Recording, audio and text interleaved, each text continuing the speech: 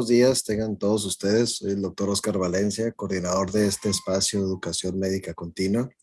Y antes de dar inicio a nuestra sesión, les solicitamos que nos hagan favor de mantener en silencio sus micrófonos.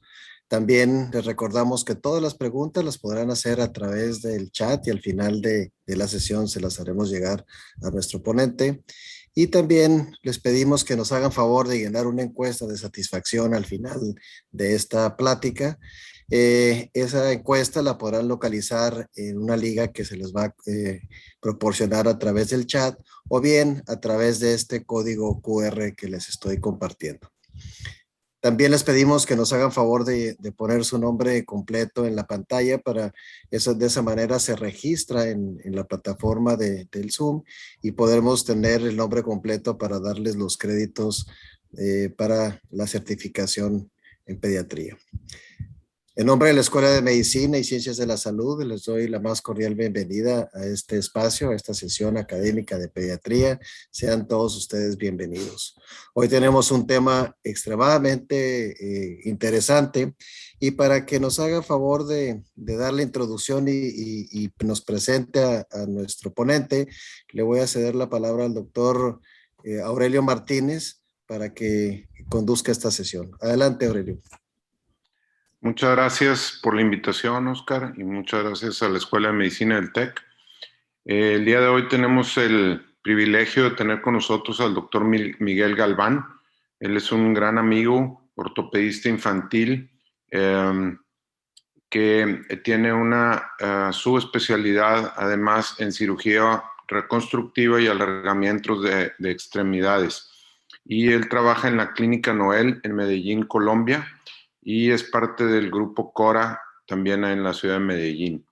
Él fue director médico del Hospital Ortopédico Infantil en Caracas del 2004 al 2006 y presidente de la Sociedad Latinoamericana de Ortopedia y Traumatología Infantil del 2014 al 2016. Además, estudió o hizo estudios de alta especialidad en el Instituto Alfred Dupont, en la Universidad de Thomas Jefferson en Wilmington, Delaware, y estudios de elongación ósea con el método de Lizarov en el Hospital de Lecco, Italia, con el doctor Mauricio Catagni. Es además parte de los profesores del curso anual del doctor Paley de deformidades congénitas, que se realiza anualmente en el Hospital St. Mary en Florida, en Estados Unidos. Y estudió también principalmente uno de sus grandes intereses, todo lo relacionado con osteogénesis imperfecta en el Hospital Shriners de Montreal con el doctor François Fassier. Él además es una persona que da pláticas en todo el mundo continuamente y ha diseñado varios instrumentos, clavos, incluso el clavo gamma que se utiliza para niños que tienen osteogénesis imperfecta u otros tipos de fragilidad ósea. Ha realmente avanzado el conocimiento en esta área y creo que será de mucha utilidad y de mucho beneficio para todos nosotros escuchar su presentación el día de hoy. Muchas gracias, Miguel. Buenos días, muchísimas gracias por la oportunidad de enseñar, de mostrar lo que hago. Voy a hablar hoy de uno de mis temas favoritos, que es, yo prácticamente me dedico a la reconstrucción ortopédica y una de las áreas es la fragilidad ósea. He tratado de que nos integremos como equipo multidisciplinario integrado en nuestras instituciones en las cuales yo trabajo. Y de eso voy a hablar hoy. Voy a compartir la pantalla de una vez. Creo que ahí se ve mi pantalla, ¿no?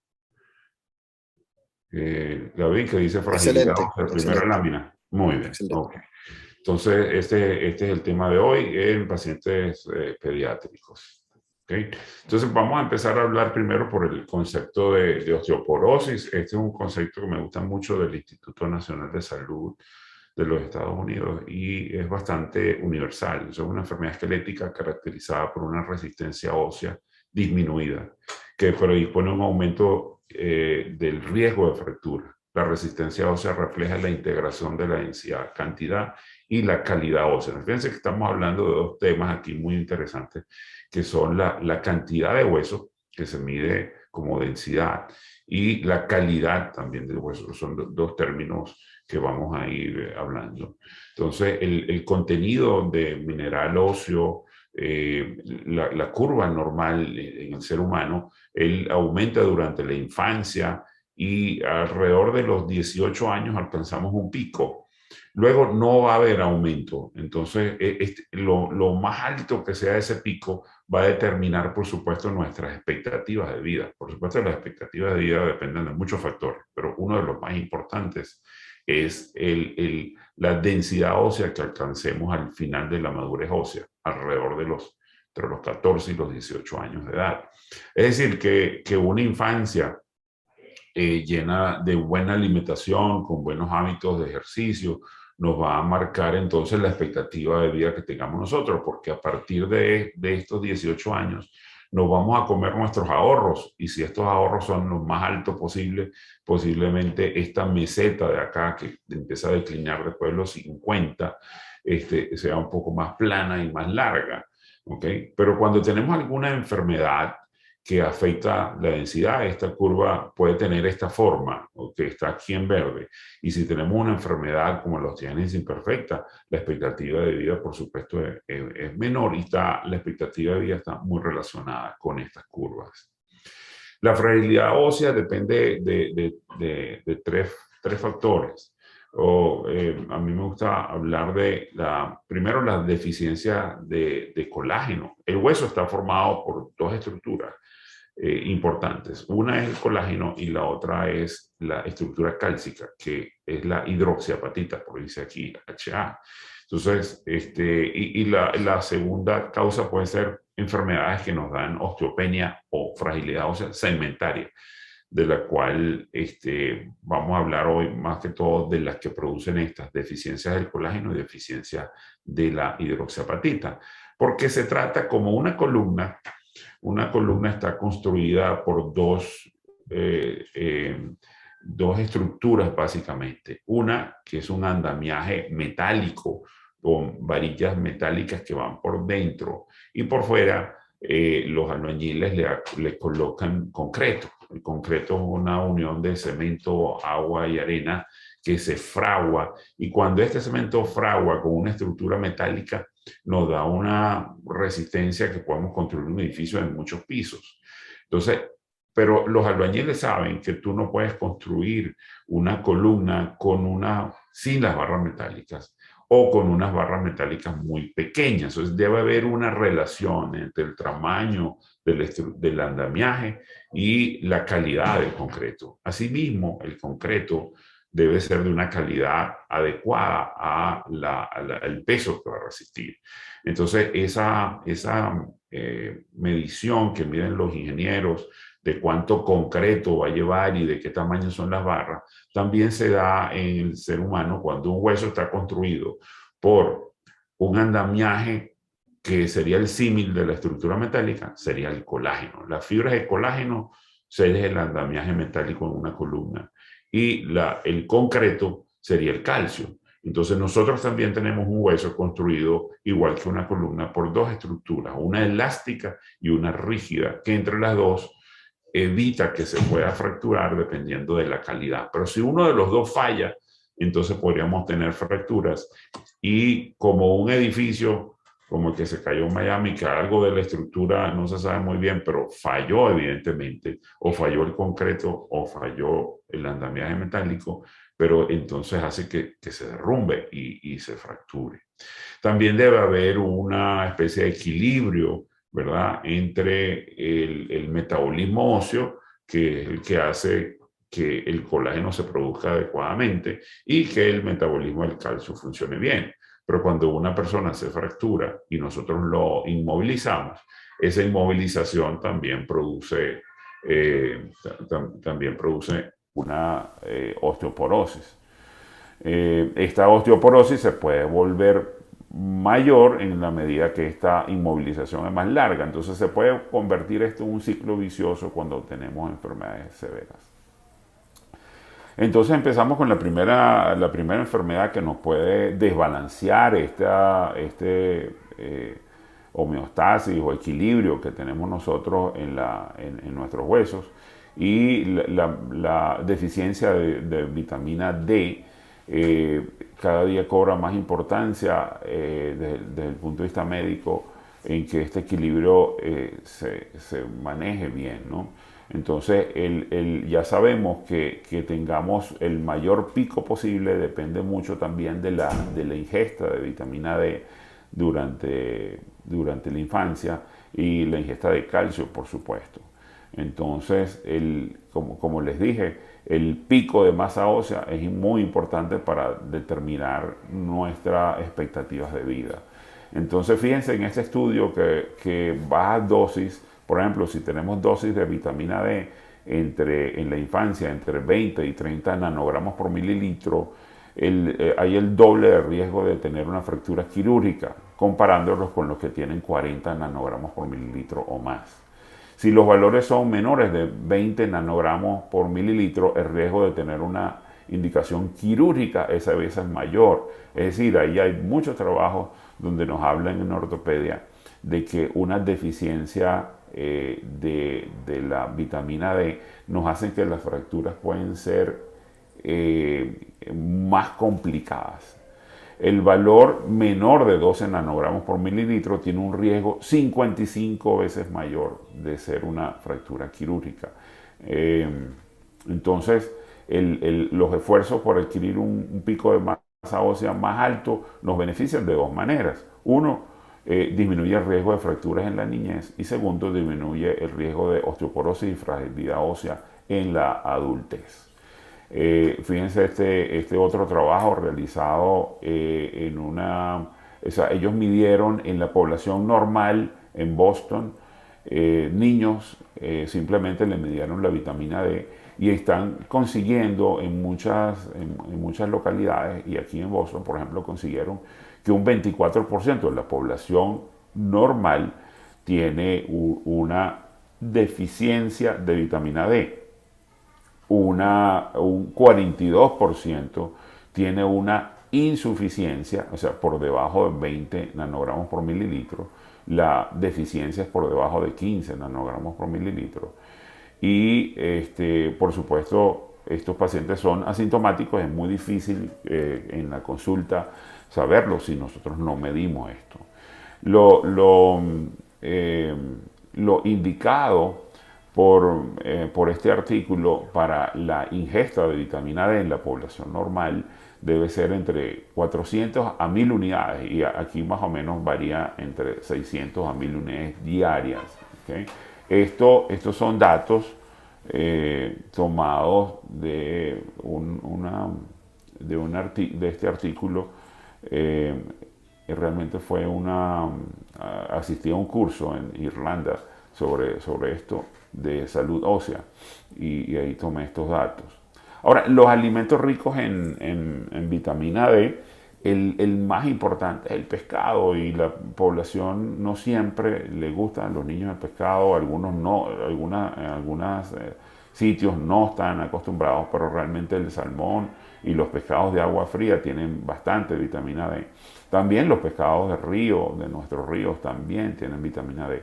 Pero en algunos países se han visto obligados a colocarle vitamina D de refuerzo en la leche, por ejemplo, o en algunos cereales que le gustan a los niños. Pero también hay vitamina D en las carnes, en algunos vegetales y en los huevos. O sea que una buena alimentación es muy importante, pero como ustedes ven, en algunas poblaciones no se alcanzan estos valores. Es importante lo que se llama un baño de sol. ¿Cuánto es necesario de sol? Se dice que es necesario en una población de piel muy blanca unos 10 minutos al día. Eso es suficiente, y ni siquiera tiene que ser con el dorso desnudo. Es suficiente con que sea un baño de sol en los brazos, en la cara, para que esta vitamina D se active. No solamente es la ingesta de la vitamina D, sino la activación. En la población de piel muy oscura serían 20 minutos. O sea, entre 10 y 20 minutos diarios es suficiente, no tiene que ser un sol muy fuerte, puede ser de la mañana o en la tarde. Hay algunas condiciones que hacen que la vitamina D disminuya, son en enfermedades crónicas, como por ejemplo, por ustedes conocida como la fibrosis quística, la enfermedad de Duchenne, las enfermedades reumáticas. Los pacientes que toman medicamentos anticonvulsivantes también inhiben la ingesta, la absorción de la vitamina D y por supuesto la anorexia nerviosa. Otra condición que puede causar fragilidad ósea es el raquitismo. El raquitismo es un término bastante general que engloba varios tipos de raquitismo. Tenemos raquitismo por insuficiencia de vitamina D y hay algunas enfermedades que tenemos raquitismo por resistencia a la vitamina D y el raquitismo también por insuficiencia renal. Cuando tenemos algún tipo de raquitismo, medir la densidad ósea en estos pacientes es muy importante. Y los pacientes con estos problemas renales, específicamente como esta niña, tienen deformidades óseas. Ellos no tienen tanto fragilidad ósea de la fractura, pero sí se le producen unas deformidades que pueden ser muy importantes y que pueden requerir la acción del cirujano ortopedista para la colocación de clavos intramedulares, como en este caso. La displasia fibrosa es una enfermedad, se llama síndrome de Albright, y la displasia fibrosa son defectos como unas tumoraciones benignas, no hereditarias, pero son congénitas, donde hay una especie de fibrosis metaplásica que causan debilidad del sistema óseo. La displasia fibrosa puede ser monostótica, que se ve solamente en un segmento, y la más grave es la poliostótica, que puede estar en prácticamente todos los huesos largos. Algunas se asocian a deformidades endocrinas y otras no. Cuando se asocian a deformidades endocrinas se llama síndrome de McCune-Albright, que tiene entonces una menarquia precoz, tan precoz como a los 4 meses de edad o a los 4 años. Entonces, cuando tenemos un paciente con un síndrome de McCune-Albright, tenemos un problema endocrino y metabólico que debe ser tratado por los especialistas. Los niños tienen dolor y la estructura ósea se ve afectada, y esta fragilidad necesita de un equipo multidisciplinario. Nosotros, las especialidades, específicamente pediatría y endocrinología, eso es muy importante. El uso de algunos medicamentos con bifosfanato, que voy a hablar ahora más adelante en osteogénesis imperfecta, ayuda a mejorar la densidad ósea. Estos pacientes sufren fracturas frecuentes y es importante que tengan acceso a una emergencia donde conozcan bien la enfermedad. Y los ortopedistas infantiles, que somos los que nos encargamos de corregir la alineación para evitar las fracturas y corregir las fracturas en sí. Vamos a ver este paciente, esta niña ya de 14 años de edad con un síndrome de McCune-Albright. Ella tiene ya fracturas previas y para este momento, vean, es muy florida. En el caso de ella tiene problemas endocrinos, tratada por el endocrinólogo, y desde el punto de vista clínico es muy importante las manchas café con leche. Como ustedes saben, las manchas de café con leche se ven en neurofibromatosis, que es otra causa de fragilidad ósea. Da unas manchas de café con leche. Los bordes de estas manchas se dividen en los bordes de la costa de Maine y la costa de California. Si ustedes ven los bordes de la costa de California son bastante romos, pero la costa del estado de Maine, allá arriba en el este de los Estados Unidos, es muy tortuosa y tiene muchas islitas y todo esto. Entonces ven los bordes de estas manchas. Esta es la mancha café con leche con costa de Maine. Ven la afección de todos los huesos largos del organismo con unas deformidades muy severas. Es muy importante para los ortopedistas saber cómo la van a tratar. Aquí trataron de enderezar estos huesos con unos sistemas inadecuados para estos pacientes, que son unas placas, las cuales no deben usarse porque se necesitan. Aquí ven las deformidades, las placas se aflojaron, causando más dolor.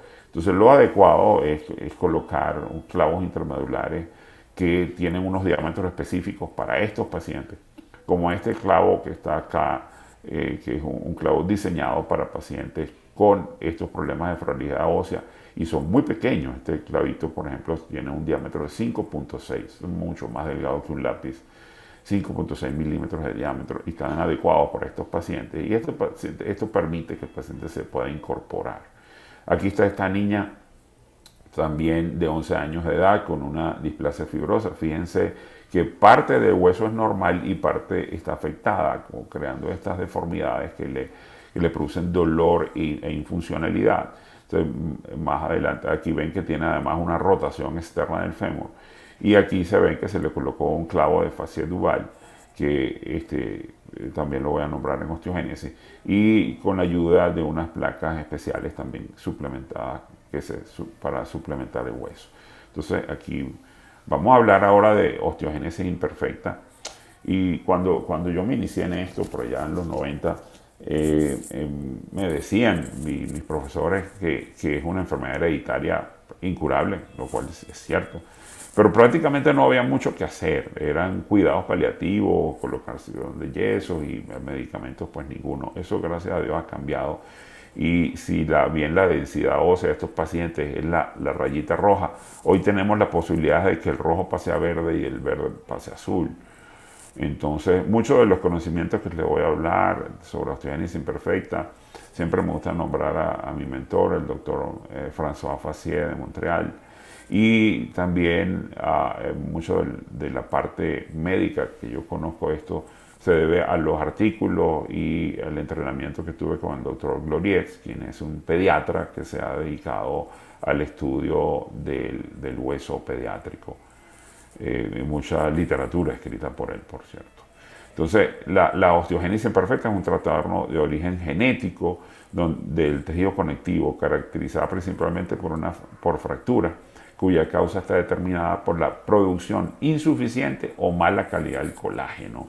¿Okay? Entonces, en el cromosoma 17, uno de los tipos más frecuentes, es una alteración en el cromosoma 17, donde hay un problema en los enlaces de los aminoácidos, y entonces tenemos que las fibras de colágeno son de mala calidad. Las fibras de colágeno no se pueden ingerir, son producidas por el fibroblasto.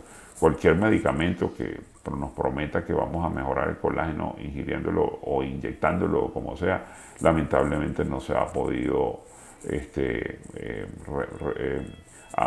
hacer que el fibroblasto produzca un colágeno normal cuando estos pacientes tienen alteraciones. Pero el colágeno es solamente producido por nuestros fibroblastos, que ustedes saben que es una célula que está en casi todos los tejidos y está en el hueso. Entonces, el colágeno es de mala calidad. La osteogénesis se conoce desde hace muchos años. Fíjense esta momia egipcia que vivió 1000 años antes de Cristo, y la autopsia de esta momia se sabe que era un niño que murió por osteogénesis imperfecta, y esto está en un museo. También la leyenda de Ivar the Boneless, o Ivar el sin hueso, que fue, ahora que está muy de moda con esta serie Los Vikingos, pero eso es ambientado en las leyendas que se conoce. Ivar fue un rey escandinavo que se le ocurrió nada menos que atacar a Guillermo III, que él era el normando que se había apoderado de Inglaterra. Y él fue vencido, Guillermo venció a Ivar, y de ahí vienen las leyendas de las batallas, y los ingleses en sus tejidos describen que el rey de los escandinavos iba en un escudo cargado por sus soldados, y murió en esa batalla. Y de ahí sabemos entonces la posibilidad de que este Ivar haya tenido una osteogénesis tipo 3 por las formas como describen que era su estructura. Pero la osteogénesis imperfecta no solamente da huesos frágiles, también va dentinogénesis imperfecta, lo cual afecta, por supuesto, entonces la ingesta de alimentos. Las escleras azules no siempre, pero en un buen porcentaje las escleras son como oscuras, grises o le llaman también azuladas.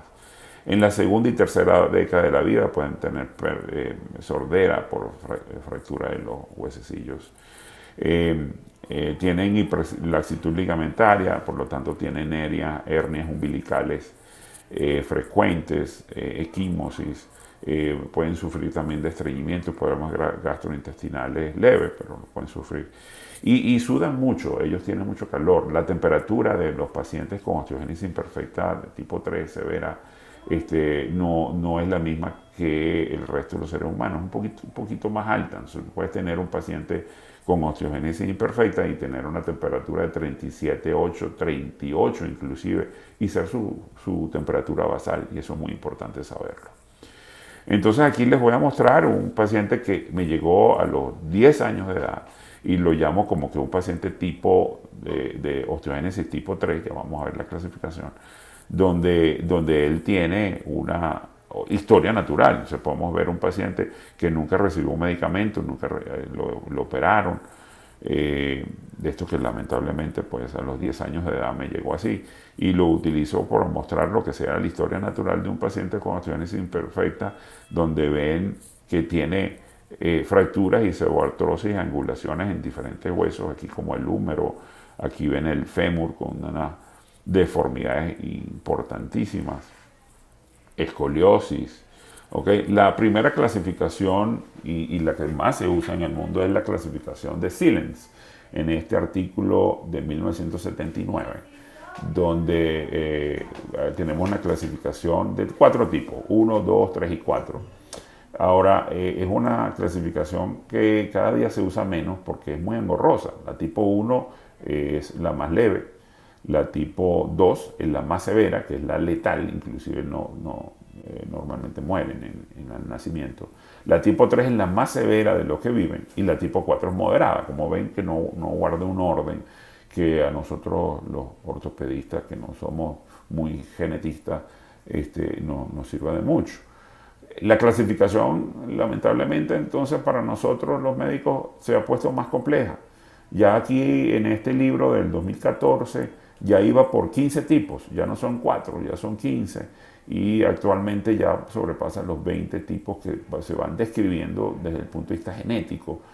Pero el doctor Sillens, que es genetista y está en Australia, nos facilitó las cosas un poco a los ortopedistas, que al fin y al cabo, junto con los pediatras, son los que tratamos a estos pacientes, nos facilitó un poco las cosas. Entonces, en este artículo, con unos estudiantes, Van Dyck y Sillens, publicaron entonces esta clasificación, que es mucho más sencilla, que es tipo 1, 2, 3 y 4, que sería la leve, moderada, severa y letal. Así se clasifica, donde la 1 corresponde a la 1 de la clasificación, de la primera clasificación. La tipo 2, entonces corresponde a la 4, que es la moderada. La tipo 3 corresponde a la 3, y la tipo 4, que era la 2, pero ahora lo tenemos en un orden correcto, donde y siempre le coloco al lado la clasificación Van Dyck y Sillens. De las severas, esta es la facie de un paciente que tiene una especie de micrognatia muy rara, porque tiene la mandíbula es pequeña pero protruida hacia adelante, como ven acá.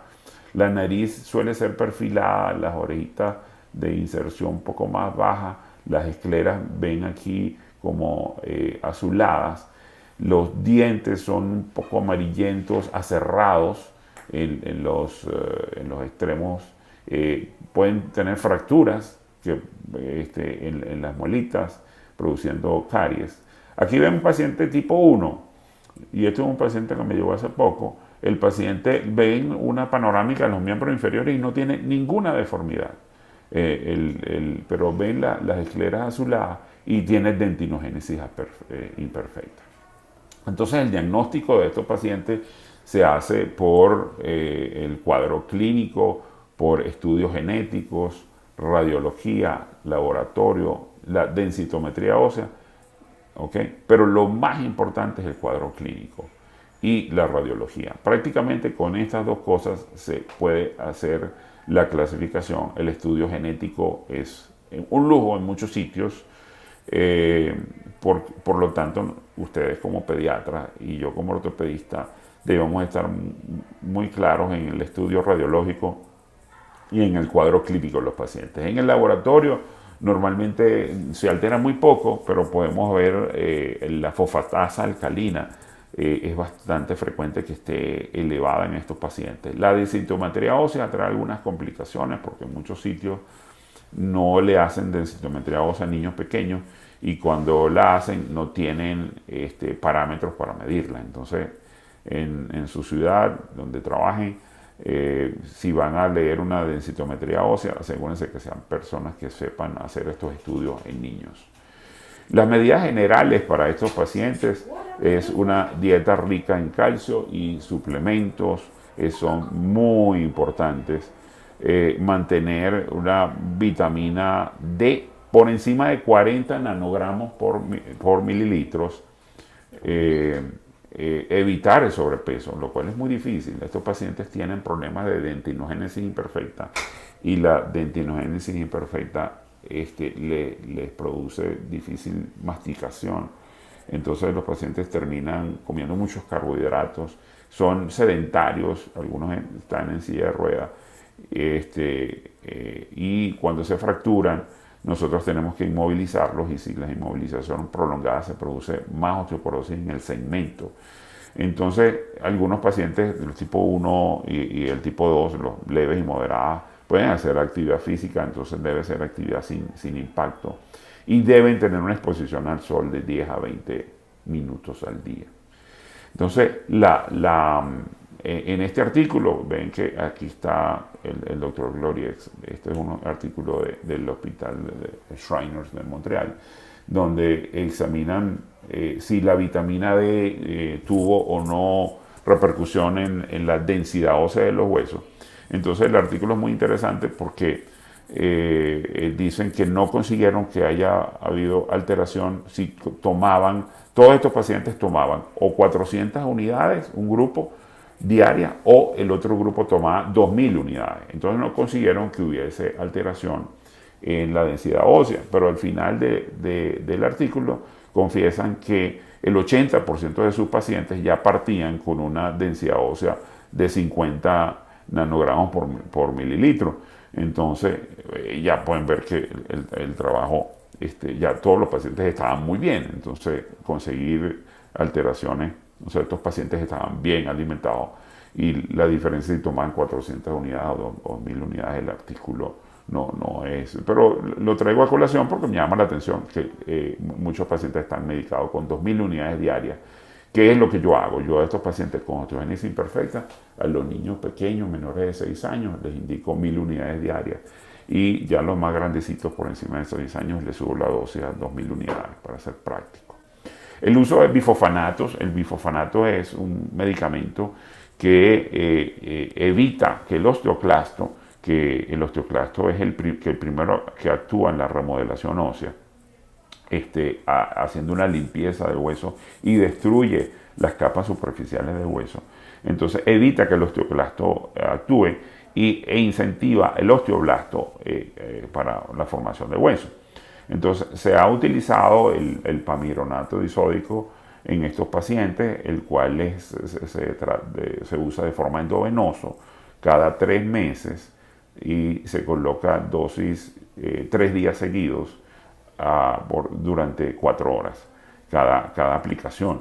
Entonces es un poco engorroso y por ahí por el año 2005 el doctor Gloriex de Montreal empezó a utilizar el ácido solendrónico. El ácido solendrónico es un bifosfanato que parte de la síntesis también del pamidronato. Es como un pamidronato mejorado, donde ya la aplicación es más sencilla porque también es endovenosa, se coloca cada 6 horas, se coloca cada 6 meses en vez de en cada 3. Se coloca una sola aplicación que se coloca en 1 hora. Todo esto deben ser hechos bajo supervisión médica. Particularmente yo los coloco acá en quirófano porque tengo la gente que sabe muy bien agarrar las venitas, hacer la venoclisis. y que puede ser muy complicada en los pacientes, en los niños muy chiquitos, ¿no? Entonces se trata de que si ellos durante el resto de su infancia y adolescencia van a estar recibiendo dosis endovenosas, se les haga de la forma más práctica posible y menos dolorosa para ellos. Este es el protocolo que yo aplico para ácido solendrónico en mi institución. Hay algunos medicamentos como el denosumab que también actúan sobre el osteoclasto de otra forma. Este es de aplicación subcutánea.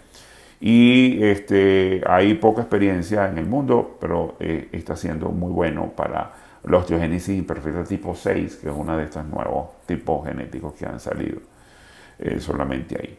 Lo más importante en estos pacientes es que es una medicina que debe ser una medicina integral, multidisciplinaria. Las especialidades están todas deben estar alrededor y disponibles para estos pacientes.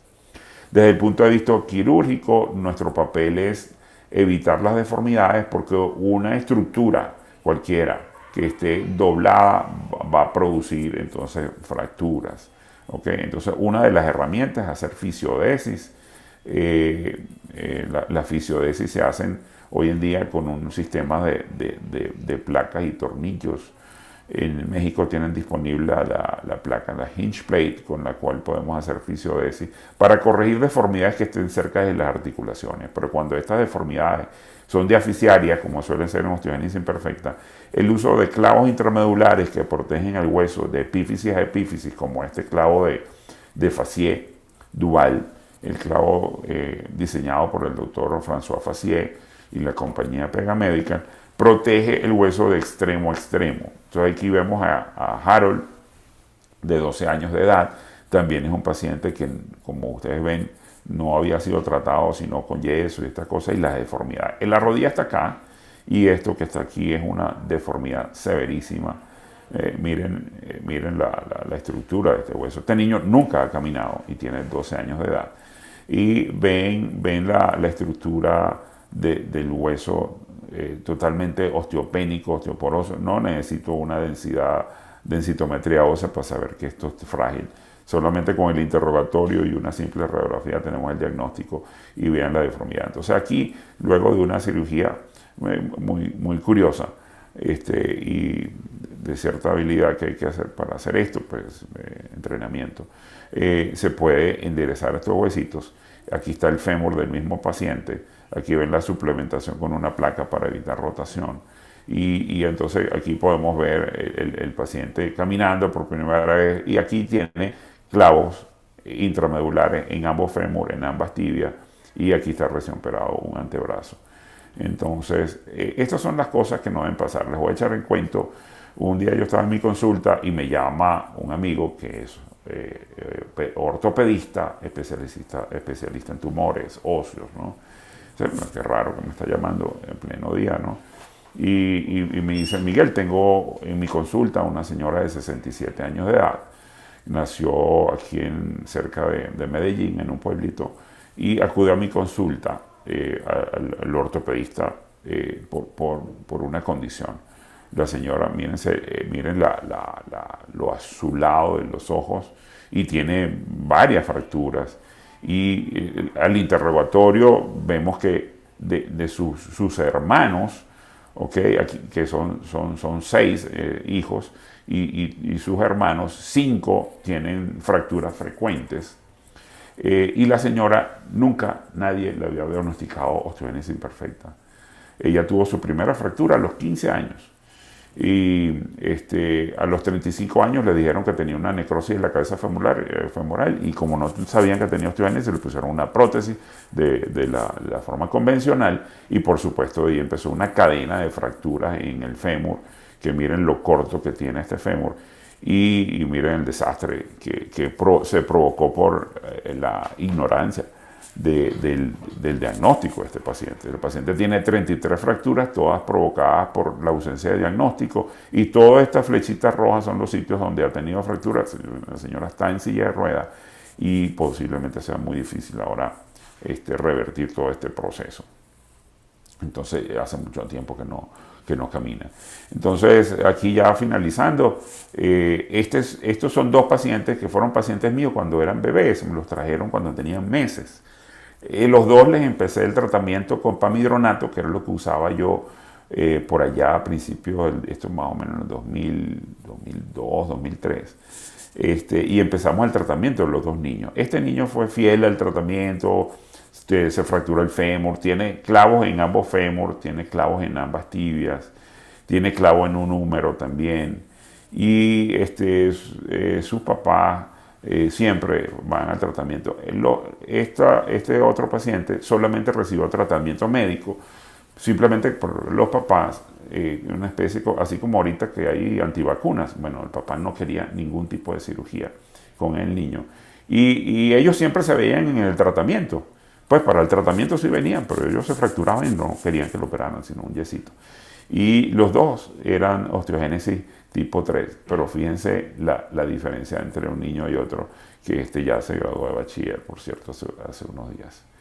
Entonces, el equipo multidisciplinario, el genetista para el diagnóstico, el pediatra debe ser el que debe estar a la cabeza, igual que el ortopedista infantil, endocrinólogo, nefrólogo, anestesiólogo, son muy importantes. Yo uso los anestesiólogos no solamente cuando van a quirófano, sino por el tratamiento, para ponerles los tratamientos endovenosos.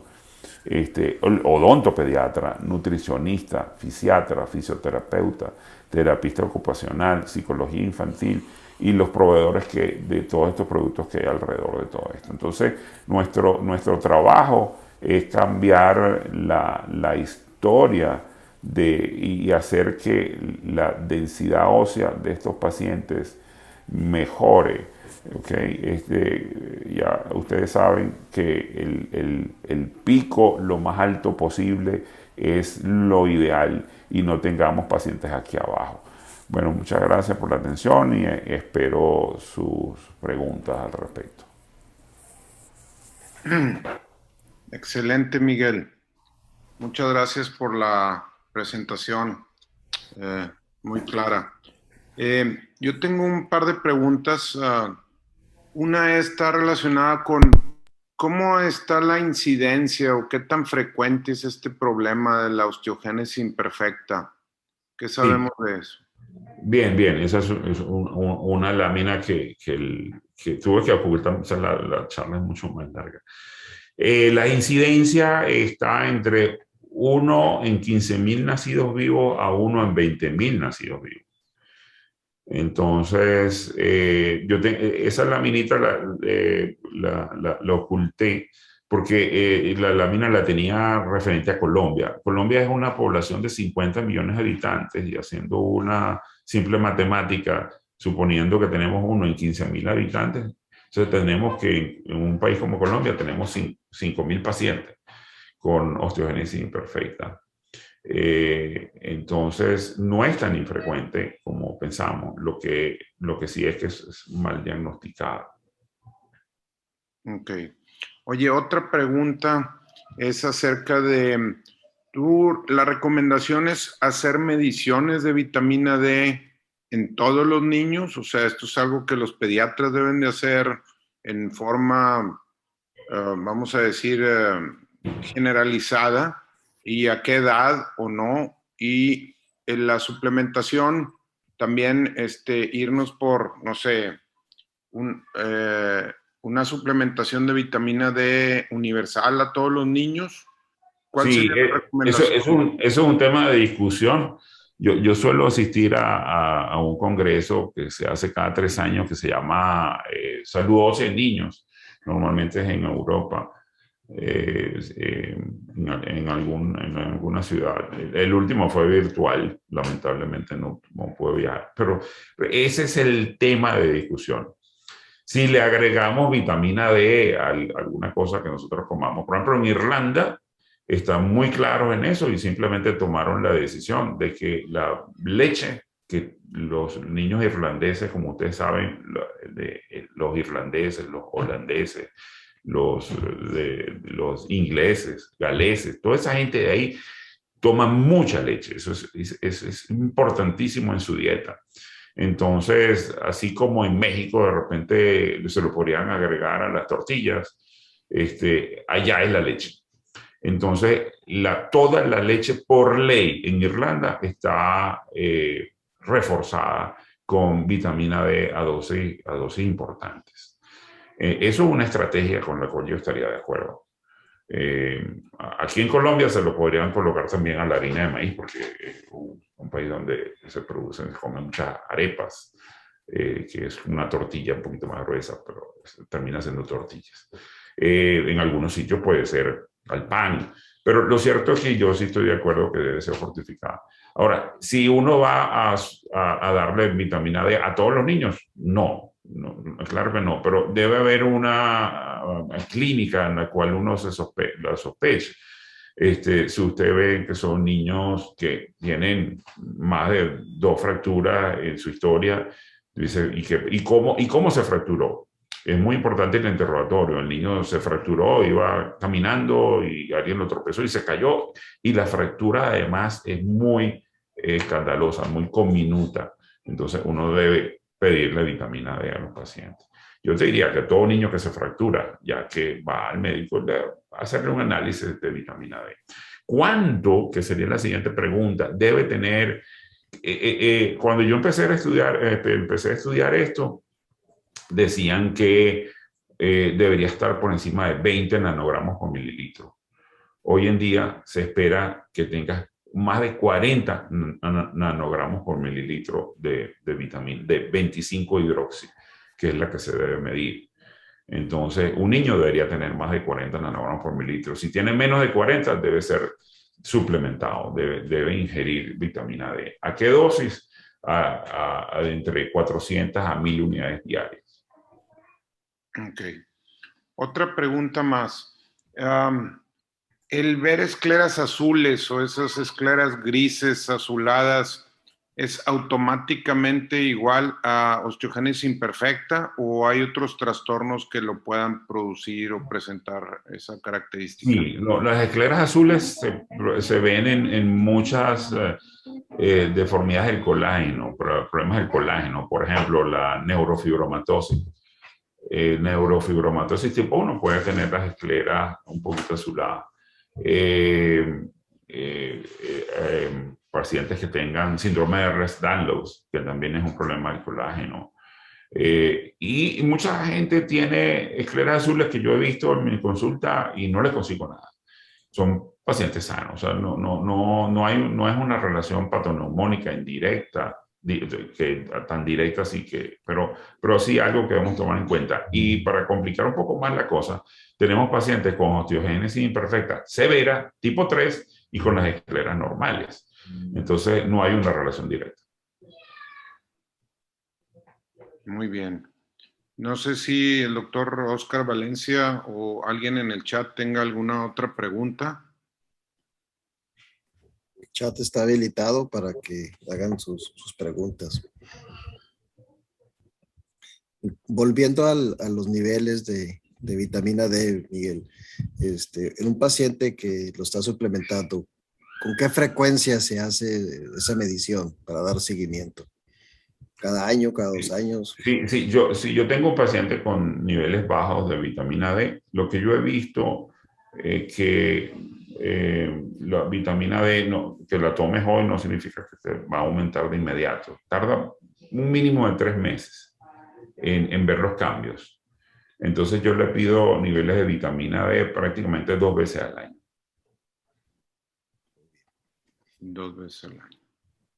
Okay.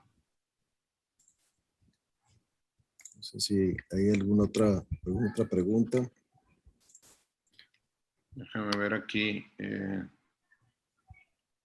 No.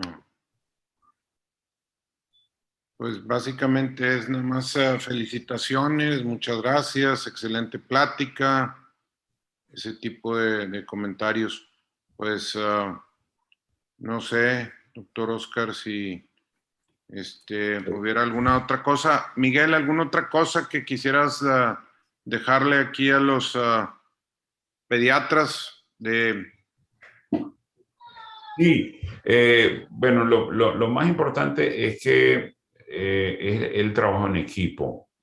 Yo tengo dos palabritas para ese trabajo en equipo, que uno es que debe ser un trabajo multidisciplinario, que se habla de todos lados, pero integrado. Es decir, no me sirve de mucho que lo vea el endocrinólogo en un sitio y lo vea luego el psicólogo en otro y que no haya comunicación. O sea, lo ideal es que estos pacientes sean tratados en instituciones donde en la misma institución puedan recibir la mayoría de las atenciones que estos niños requieren. Por ejemplo, el odontopediatra. El odontopediatra es muy importante que tenga una relación con nosotros bastante directa, porque si los pacientes no tienen la posibilidad de masticar adecuadamente, entonces sus deficiencias nutricionales van a ser severas. Entonces, el trabajo integrado es muy importante. Entonces, queda de parte de las instituciones crear estos equipos. Y esas instituciones normalmente, en mi experiencia, el ortopedista infantil es el que lidera esto, porque es el que sufre la fractura y es el que las puede enderezar y siempre está acompañado los pediatras. Entonces, en algunas instituciones son, por ejemplo, en el Shriner de Montreal, que ha sido la institución tipo, yo creo que la más organizada que yo he visto en el mundo para los tratamientos con fragilidad ósea. Hay dos, el líder de ortopedia infantil, que era el doctor Facier, porque ya se retiró, y el doctor Gloriex, que también está por retirarse en pediatría, eran como ellos dos fueron los líderes, ellos fueron los que formaron el equipo. Entonces era un cirujano y un médico, pues el pediatra y el ortopedista infantil, que formaron el equipo, y alrededor está, por supuesto, el nefrólogo, el endocrinólogo, que es súper importante. Y así cada uno de ellos, cada uno es muy importante. Muy bien, pues muchas gracias.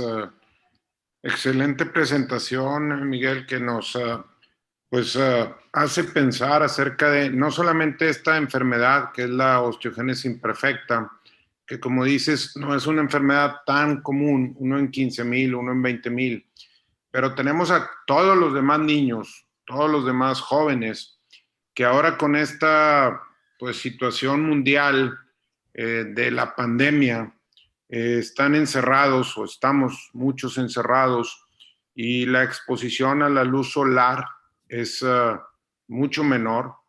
En México, además, como en otros países, pero particularmente en México, la ola de inseguridad que hemos tenido durante los últimos, cuando menos 10 a 15 años, también ha hecho que los niños estén menos expuestos a la luz solar, están más encerrados, las familias tienen más miedo de ir a los parques o a los lugares públicos y muchas veces los niños están encerrados con la tecnología que hay ahora, ¿no? Las iPads y las computadoras y todo esto. Y eso lleva a un doble problema, ¿no? Uno es la disminución de la actividad física, estos niños están muy sedentarios, y la falta de exposición al sol. Y probablemente otro tercer problema es que al hacer menos actividad física y tener más tiempo ahí cerca de la televisión, adentro de la casa, están comiendo más y eso los lleva a sobrepeso y generalmente están comiendo más cosas de pobre calidad. O sea, no es que estén comiendo proteínas o buenas frutas, verduras y demás, sino muchas veces son papitas y cocas y jugos y una bola de cosas que tienen mucha grasa y mucha azúcar, y eso daña su salud en general y particularmente la salud ósea. Creo que esta es una área muy importante que los pediatras, que son los médicos de primer contacto de estos niños y de sus familias, de sus padres, tienen o tenemos todos que trabajar. Yo lo trato de hacer en mi consulta y creo que es muy importante que todos estimulemos la actividad física, la exposición al sol y el cuidado de la dieta, el cuidado del peso de estos niños que, pues, la obesidad, como sabemos, México es el número 1 a nivel mundial en obesidad infantil y juvenil. Entonces creo que ahí hay un gran espacio de trabajo que se relaciona importantemente con la salud general de los niños y en particular con la salud ósea. Muchísimas gracias al doctor Miguel Galván por la extraordinaria plática que nos ha compartido. Muchas gracias al doctor Aurelio Martínez por la conducción de esta sesión. Muchas gracias a todos ustedes por habernos acompañado en esta sesión. Los esperamos la próxima semana, en donde precisamente el doctor Aurelio Martínez será quien nos va a dar esa sesión. Muchísimas gracias a todos, que tengan un excelente día. Recuerden llenar la encuesta de satisfacción. Muchísimas gracias, que tengan un excelente día.